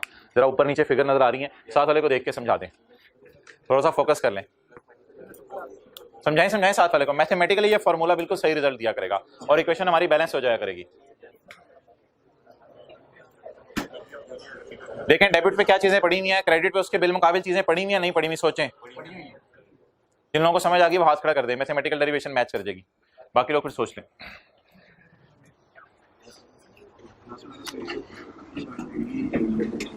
चलें और आसानी, क्रेडिट में क्या पड़ी है, डेबिट में क्या डाल देंगे, कॉस्ट, तो ये इससे कैसे बराबर आ जाएगी क्वेश्चन। अच्छा इधर क्या पड़ी है क्रेडिट पे, इधर भी क्या पड़ी है पीवी ऑफ एलपी, तो ये डेबिट पे पड़ी है, ये क्रेडिट पे पड़ी है, बराबर आके ये भी कैंसिल हो जाएंगे। डेबिट साइड पे पीवी ऑफ यूजीआरवी पड़ी है और क्रेडिट और डेबिट पे ही माइनस साइन के साथ पड़ी है, तो ये प्लस माइनस ऑब्वियसली एक दूसरे को क्या कर देंगे, जीरो कर देंगे। तो it is mathematical derivation of formula, though it was not required at all, अगरचे इसकी जरूरत बिल्कुल नहीं थी। वापस आ जाएं जो हमने लिखा हुआ था, एनआई और बोले बोले बोले बोले cost minus PV of UGRV. हाँ ठीक है, वेल डन, फॉर्मूला को याद हो गया, लोअर ऑफ फेयर वैल्यू और present value of lease payments और कॉस्ट। दुनिया के स्टैंडर्ड बनाने वालों ने बहुत सी चीजें सोची होंगी, फिर उसके बाद ये फॉर्मूला डिराइव किया होगा। अच्छा मैथमेटिकल डेरिवेशन तो हो गई, अब आप जो है वो लॉजिक्स की थोड़ी सी बात कर लें, लेकिन वो भी सिलेबस में नहीं है सच। लेसर ने जो पैसे लेने हैं वो कौन कौन से लेने हैं, लेसर ने प्रिंसिपल की मद में, ये प्रिंसिपल है ना, प्रिंसिपल के मद में लेसी से पैसे लेने हैं, वो जो लीज पेमेंट्स की पीवी आ रही है, और साथ साथ वही जो मैंने अभी लिखा था PV of LP plus PV of UGRV. तो सबसे पहले लेसर के जूते पहन के सोचें, लेसर ने क्या क्या पैसे लेने हैं, डाउन पेमेंट लेनी है, प्रेजेंट वैल्यू की मद में रेंटल लेनी है, और जीआरवी लेनी है, और साथ यूजीआरवी लेनी है। क्लियर, तो ये लेसर का रिसीवेबल बुक हो गया, ये लेसर का रिसीवेबल बुक हो गया। नेक्स्ट, ट्रक जो हैं उनमें आपका खर्चा 9 लाख नहीं आ रहा, 9 लाख आप खर्चे में ना डालें, 9 लाख वाले ट्रक वापस भी आने हैं। 9 लाख वाले ट्रक, आम जो दुकानदार होते हैं आपको याद है, उनके पास से जब चीज बेच देते हैं तो वो चली जाती है। भाई आप क्या बोले भाई, आम दुकानदार जब चीज बेच देते हैं वो चली जाती है हमेशा के लिए। ये कॉलेज वाले ने बुक बेच दी, अब आपके पास चलेगी हमेशा के लिए, ये नहीं after 6 months I will return this book back. लेकिन आम दुकानदार चीज बेच देते हैं हमेशा के लिए, लेकिन लेसर क्या कर रहा है, इधर चीज बेच रहे हैं और बेच के वापस आ जानी है, और उसको कंफर्म है वापस आ जानी है। इसलिए क्या करते हैं हम, कॉस्ट ऑफ सेल को कैसे रिकॉर्ड करें, जरा सोचें। क्या आप एग्री कर रहे हैं लेसर ने मटेरियल लेबर ओवरहेड का खर्चा किया है ट्रक बनाने में? और क्या आप एग्री कर रहे हैं ट्रक वापस भी आ जाना है? लेकिन अगर पूरी यूजीआरबी माइनस कर देता तो ट्रक तो 5 साल बाद वापस आने हैं, और ये जो खर्चा किया ट्रक बनाने के लिए वो अभी किया, तो मिसमैच हो जाना था। इसलिए क्या किया? Present value of UGRB. और ये ऑलमोस्ट इंट्रो की क्लास जैसी बात है। आप फिक्स्ड एसेट को डेप्रिशिएट भी इसी तरह करते हैं, कॉस्ट माइनस। इंट्रो की क्लास में शुरू में ही ये बात बता दी जाती है कि डेप्रिसिएशन पूरी कॉस्ट को ना कर देना, इंशाल्लाह ये एसेट कुछ ना कुछ एंड पे देके जाएगा। तो आज हमने ऐसे दुकानदार को देखा जो जिसकी चीज 5 साल बाद क्या आ जानी है, तो जब 5 साल बाद वापस आ जानी है तो खर्चा पागलों की तरह इतना ज्यादा रिकॉर्ड करने की क्यों जरूरत है? आपका 9 लाख नहीं डूबा पर ट्रक आपका 9 लाख नहीं डूबा, हर ट्रक आपको एंड पे कितना दे जाएगा? तो क्यों खर्चे को इन्फ्लेट करें बिला वजह, खर्चे को रियलिटी के ऊपर रिकॉर्ड करें? तो इसलिए बोलें क्या किया करेंगे, cost minus present value of. और ये डिस्कशन मुझे इस वक्त करने की जरूरत नहीं है। इन्वेंट्री किसे क्रेडिट होगी? कॉस्ट से। चलें जी, फिगर्स पोस्ट कर दें। मैं आपको 1 मिनट दे रहा हूं, लेकिन 1 मिनट थोड़ा सा सोच के बताएं। और सारे लोग, मेरा तजर्बा है 100% लोग सही बताते हैं जो सोचते हैं थोड़ा सा। पूरे डेटे में से मुझे एनआई ढूंढ दें, एनआई ढूंढे। 9 फिगर गलत नहीं उठानी, 944। डेटे में से कॉस्ट ढूंढे, पीवी ऑफ यूजीआरबी ढूंढे, पीवी ऑफ यूजीआरबी, ना ये यूजीआरबी है, PV of UGRB 348। Fair value ढूंढे 9450 और पीवी ऑफ एलपी 94 लोअर 910। ये पीवी ऑफ एलपी है, PV of LP plus PV of UGRB NI है, ये पीवी ऑफ एलपी है। And what is cost? 60। चलें एंट्री कर दें।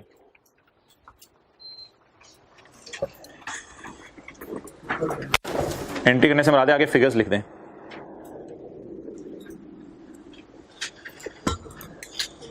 लोअर ऑफ की लॉजिक मैंने कोई ज्यादा डिस्कस नहीं की, जरूरत महसूस होगी कल कर लेंगे, लेकिन ऐसा कोई जरूरत नहीं थी।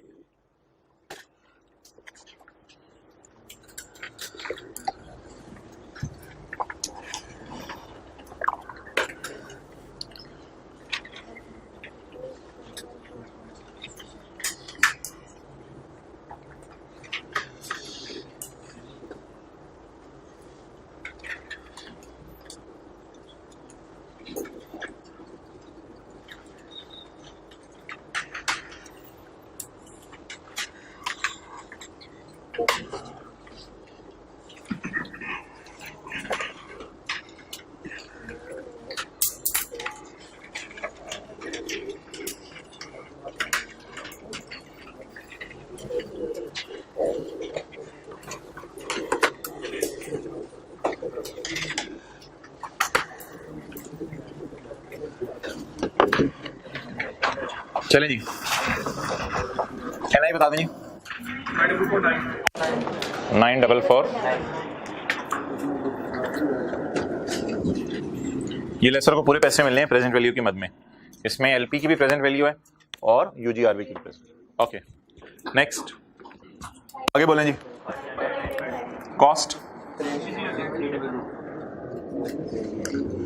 63 minus present value of UGRB 348 जी 59। ये डेबिट हो गए, क्रेडिट। फेयर वैल्यू और PV of LP, fair value और पीवी ऑफ एलपी कितना आ गया?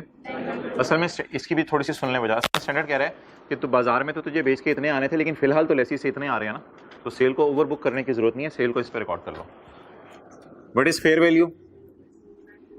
94। What is PV of LP? 910। What is lower? 9। बस लोअर उठा के एज इट इज लिखते हैं यहाँ पे 910। What is cost? 6300।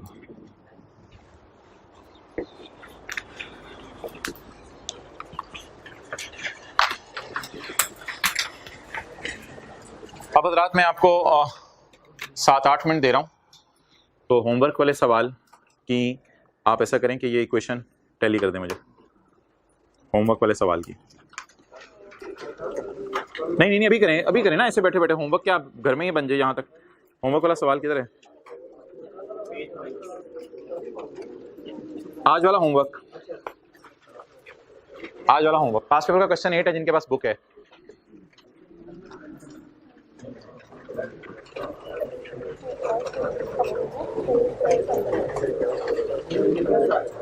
डिफरेंस आ रहा है 1 रुपए का।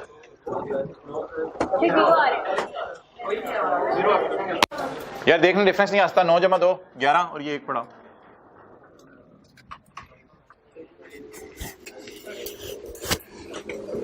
यार इंशाल्लाह ट्राई करें, ये चैलेंज है आपका। और 5 मिनट मेरे ख्याल से काफ़ी हैं। लेकिन जल्दी हेस्ट में एक वेस्ट नहीं। पहले कॉस्ट ढूंढें, फिर फेयर वैल्यू ढूंढें, proper GI different ball point use करें, NI 5-7 मिनट ले लें। आज वाले नोट सेंड पे बचे हुए हैं, वो ला देते हो कॉपी। ये ठीक है रहने दो, ये उधर दे दें सेकंड रो में।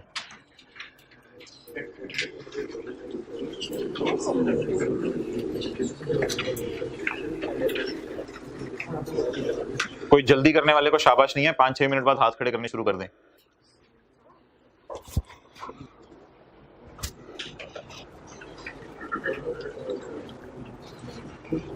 स्प्रिंग 2016 का सवाल है।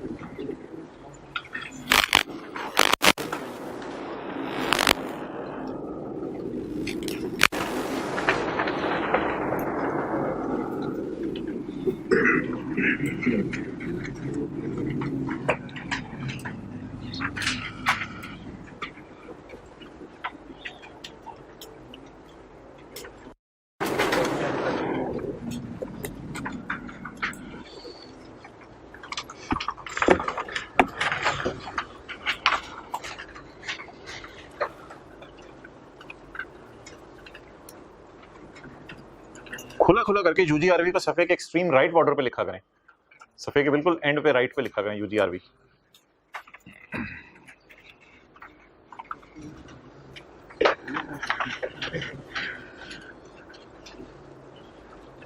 रुपीज इन मिलियन में शुरू कर दिए, कम से कम 1000 में तो कर लें। रुपीज इन मिलियन में तो ज़्यादा ही फिर मसला हो जाएगा। रुपीज इन 1000 में कर लें, मिलियन में ना करें।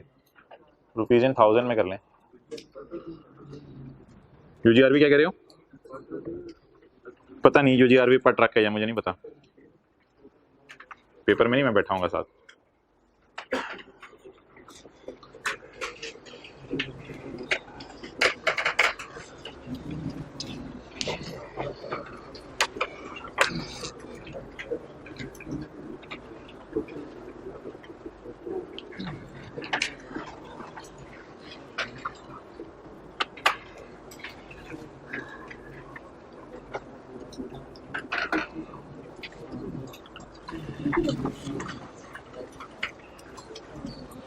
जनरल एंट्री करें आप,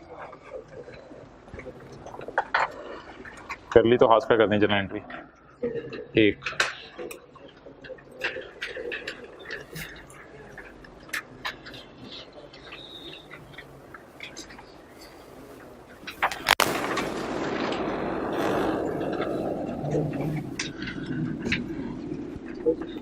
जी भाई अभी तक एक ही हाथ खड़ा हुआ है।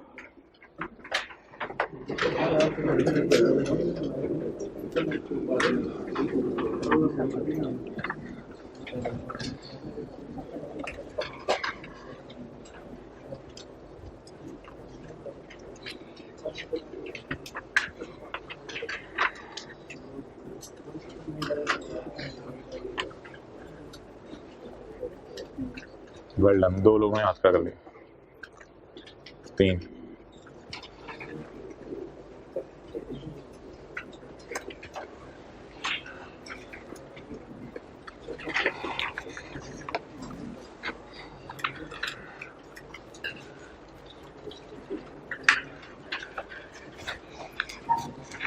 आज इंशाल्लाह वो IAS 38 वाले टेस्ट की ना डिस्कशन मैं यूट्यूब पे अपलोड कर दूंगा। राइज ऑनलाइन वाला जो है उस पर जाके देख लीजिएगा। ऑनलाइन वालों के लिए तो पोर्टल पे ही हो जाएगा। हाँ वो असल में ना उसको उसने पेपर मार्क करा है, उसको ज़रा मैंने रिव्यू भी करना है, कल भी रिव्यू करवाए हैं कुछ, इस बार रिव्यू करके आपको दिए जाएंगे। 6-7 दिन वेट करें फिर मिलेंगे। ओके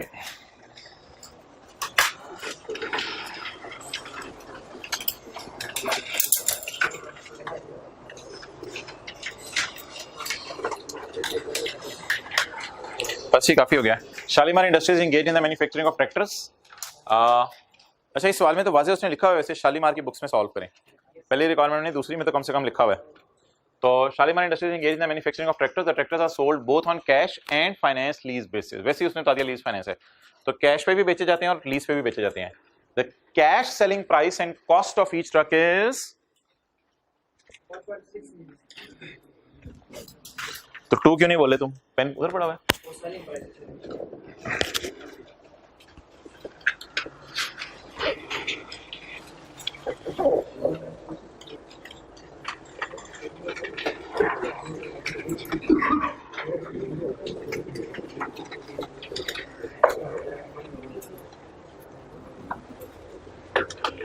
जी वर्किंग वन कॉस्ट बोलें, ये ना 1.6 मिलियन इसे कहते हैं। मैं इसे करने लगा हूँ रुपीज इन 1000 में, तो 1600 मल्टीप्लाइड बाय 10 कितना हो गया? 16,000। ओके नेक्स्ट जी, फेयर वैल्यू सेल प्राइस या फेयर वैल्यू,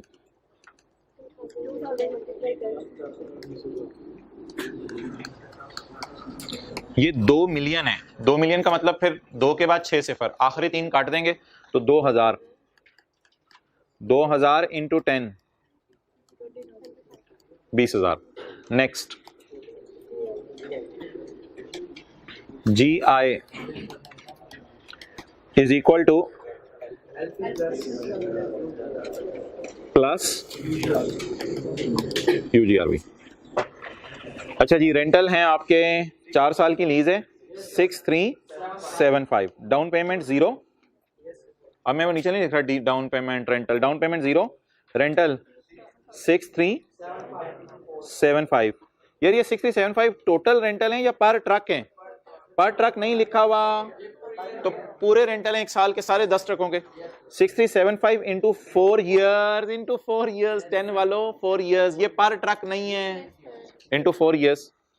अच्छा GRV सवाल में गिवन नहीं है। The UGRV eight the end of lease term is the total UGRV, total, पर ट्रक नहीं है, प्लस 1000 नहीं 1000। इसका टोटल GI का क्या आया?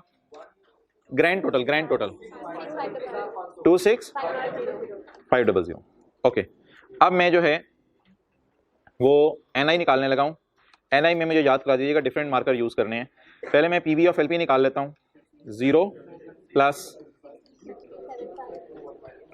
1 minus 1 point raise to power minus 4 divided by plus 0 GRV। UGRV के लिए मैं डिफरेंट रेट यूज कर लेता हूँ, 1000 into 1.12 raise to power minus 4 जी। PV ऑफ LP अब आपको पता है अलग चाहिए होगी, मुझे PV ऑफ LP अलग चाहिए होगी, 19363 और ये 636। ग्रैंड टोटल 19999 कर लें, 20,000 कर लें, कोई नहीं। हाँ फिर 6 के बाद 4 कर, यार जाने थे यार, 1 रुपए में जाने थे, जो मर्जी करें, जो मर्जी करें।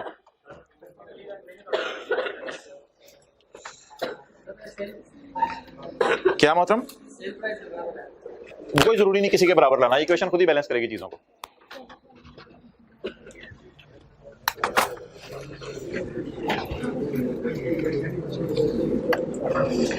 ओके चलें जी एंट्री करवाएं आप।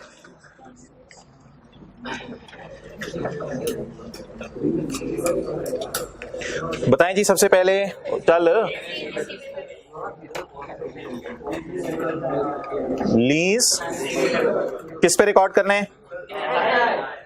19। भाई जो भी मसला है उसको चैलेंज के तौर पे लें, मुझे नहीं पता होता सोल्यूशन में कहीं राउंडिंग हुई हो, हम चैलेंज लेते हैं, देखते हैं क्या मसला आता है फिर एंड पे। Lease receivable 19,999। Cost of sale, cost बोलें, cost minus PV of UGRV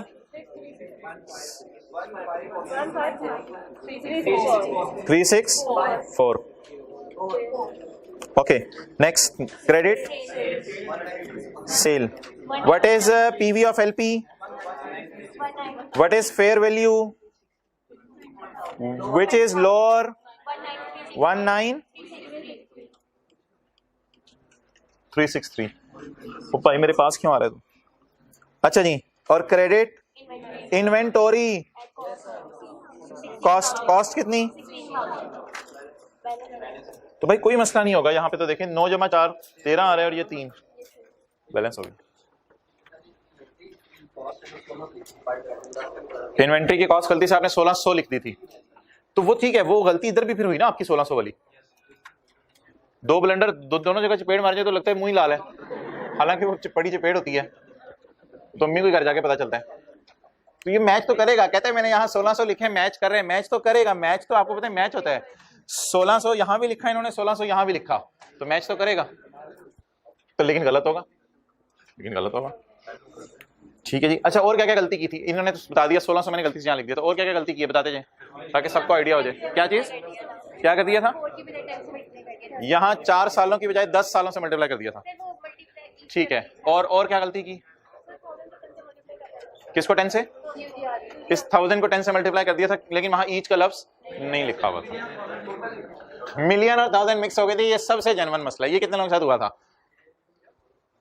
इसका तरीका सुन लें यार, मिलियन 1000 मिक्स होने का। 1 मिनट, इसका तरीका फिर थोड़ा सा एफर्ट करें, आने वाले दिनों में इसकी जरूरत नहीं पड़ेगी। 2 मिलियन है, इसको मैंने 2000 उठाने, इस तरह जैसे ही सवाल आए ना। 1.6 मिलियन है, इसको मैंने 1600 लेने। 6375 लेने, इसको मैंने। ये 1 मिलियन है, इसको मैंने 1000 लेना है। इसका तरीका ये है। लेकिन फिर भी ये गलती फिर भी हो सकती थी कि कौन सी चीजें 10 ट्रकों की हैं और कौन सी चीज 1 ट्रक की, ये जरा ध्यान रखना। हाँ जी, राउंडिंग में क्या चेंज हो जाता है? ये 454 है ना। अच्छा, आप कह रहे हो इसको कर दो यार, ये भी कर दो, 6376 कर दो इसको। इस 5 को उड़ाएंगे तो कहता है ये 5 हो जाएगा, इस 5 को उड़ाएंगे तो 6 हो जाएगा। कर दो, कोई मसला नहीं। वो एक दफा हो चुकी हुई है ना बात, उनको पैसे दिए जा चुके।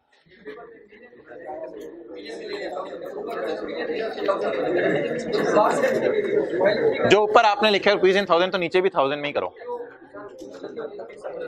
इसका हाल मेरे पास कोई नहीं है। ओके,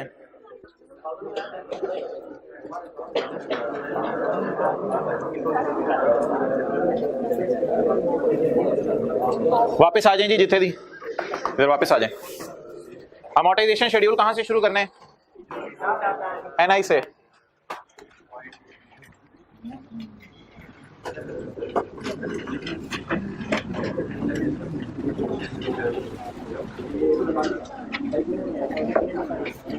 जी, यकम जुलाई 2010। एनआई 9449।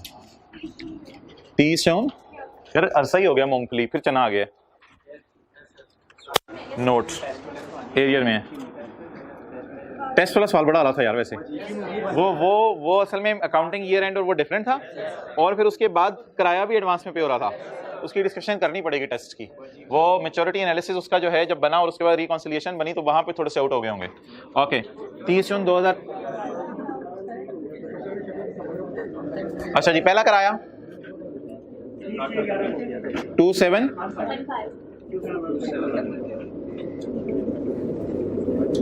भाई ये गलती ना किया करें, जब आखिरी साल आ जाए तो इसमें देखा करें कि किराया कब है और जीआरवी यूजीआरवी कब है। लकीली किराया भी एंड पे है और जीआरवी यूजीआरवी हमेशा ही एंड पे होती है जी। आप बता दें 2715 प्लस 700 315। कुछ इतने सादा बच्चे होंगे उनको बताना पड़ेगा। हम क्वेश्चन 9 पे वापस आ गए हैं।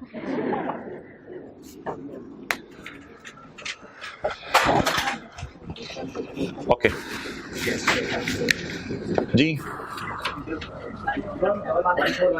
14981551 काफी दफा बात हो चुकी है। कितने लोग ऐसे हैं जिनको अभी तक नहीं पता पॉइंट के बाद डिजिट ना आए कैलकुलेटर पे इसको कैसे सेट करना है, इनको अभी तक भी नहीं पता। अच्छा, और ना सीखने की नीयत है।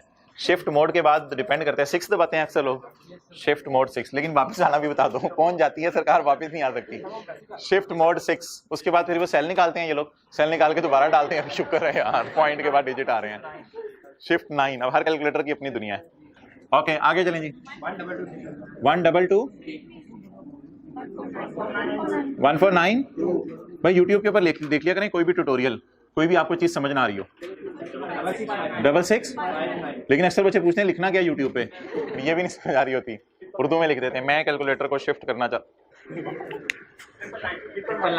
किधर किधर उसको क्या करना है, अभी तो 2 सालों की एंट्रीज मांगी है, वो तो करे ना। जनरल एंट्रीज फॉर 30 11 एंड 12 30 11 जी बोलें। Cash, debit, lease receivable. ठीक है, साथ वाला कितना खुश हो रहा है, होमवर्क के सवाल की वर्किंग भी हो गई है, पहली एंट्री भी हो गई है। मैं होमवर्क वाले की बात कर रहा हूँ, होमवर्क वाले की वर्किंग भी हो गई है, पहली जनरल एंट्री भी हो गई है। आज जाके IAS 38 रिवाइज करूंगा, कितना खुश हो रहा है। 2 1 2 तो जो IAS 38 में 2 सफ़े समरी के थे उन पे कौन नजर मारेगा, आज नजर मारेगा, चीजें रिवाइज हो जाएंगी। अच्छा जी, ये पहला साल खत्म हो गया, अब कौन सा साल, दूसरा साल। भाई फाइनेंस लीज है तो लेसर एसेट अपनी किताबों से निकाल देता है। एसेट इन्वेंट्री है कि मतलब ना फिक्स्ड एसेट नहीं है, हाँ ये आप सही कह रहे हो, लेकिन इन्वेंट्री इन इटसेल्फ एक एसेट होता है। जी बिल्कुल, आगे बोलें।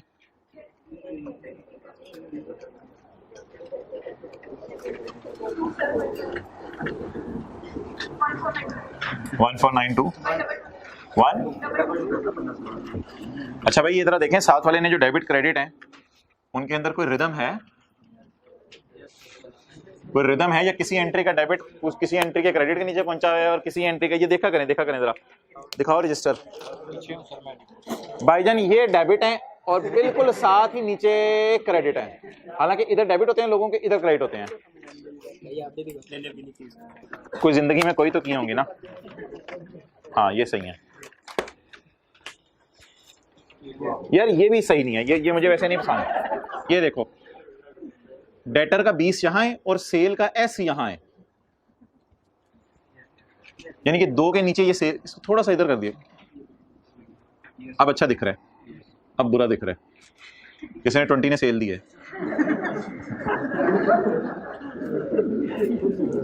ओके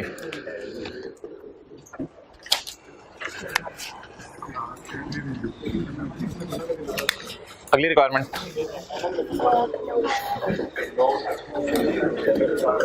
वालिदैन ने कहा था सीए के बाद नोट बनाना, आप सीए के दौरान ही नोट बनाने लग गए हैं। Point B, a note for inclusion in the financial statement for the year ended 30 June 2011 in accordance with the खाला जी के स्टैंडर्ड IFRS 16। रूल नंबर 16 क्या है जी खाला का, नोट बनाने। अच्छा लेसर के नोट में क्या क्या आता है, मैच्योरिटी एनालिसिस और रिकॉन्सिलिएशन।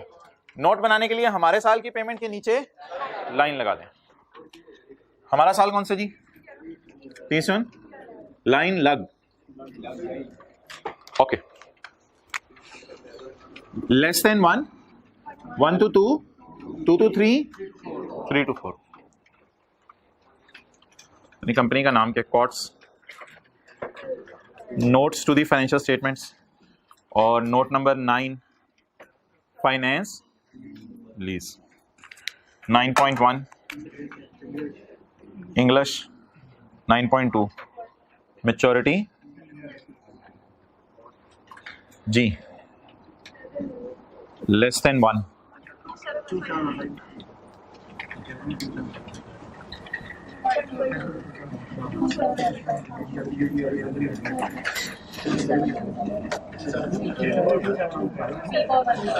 ना यार ये UGRV है, इसको इधर नहीं डालना, इसको यूजीआरवी को अलग जाके रिकॉन्सिलेशन में ऐड करना है।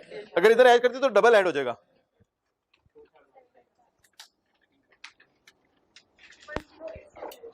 वन 0,860। ये जो सुबह सुबह हम पढ़े थे ना, इनको कहते हैं अनडिस्काउंटेड। अनडिस्काउंटेड फिगर्स की एनआई से रिकॉन्सिलेशन बनानी है। ये होती हैं कौन सी फिगर्स? अनडिस्काउंटेड। और ये वाली फिगर डिस्काउंटेड होती हैं और ये डिस्काउंट होता है। ओके 10860 चलिए, हाँ ले जाओ मीनू। कितने लेके जा रहे हो? रिकॉन्सिलिएशन में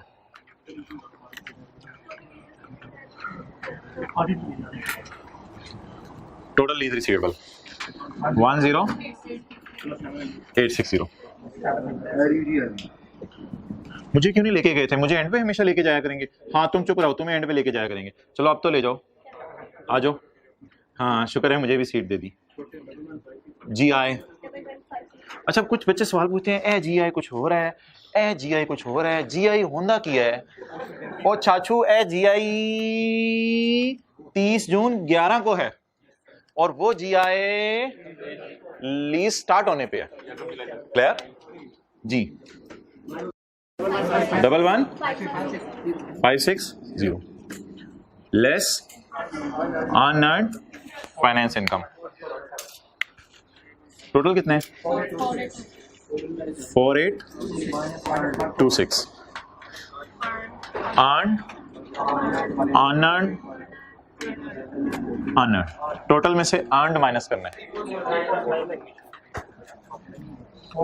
48 माइनस 14 340 8151।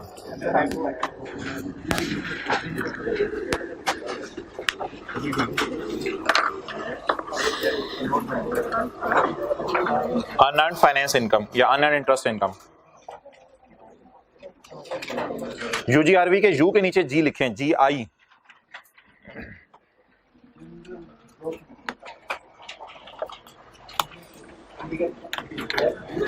Less unearned finance income.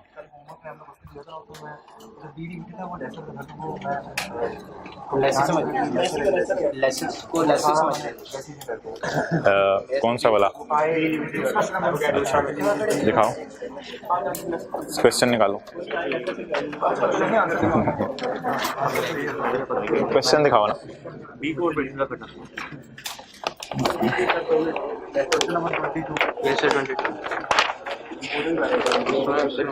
पढ़ने से लग रहा था कोई करना। सही कह रहे हैं, ये सही कह रहे हैं। अच्छा ठीक है जी, ओवर। होमवर्क वाले सवाल की रिक्वायरमेंट देखें।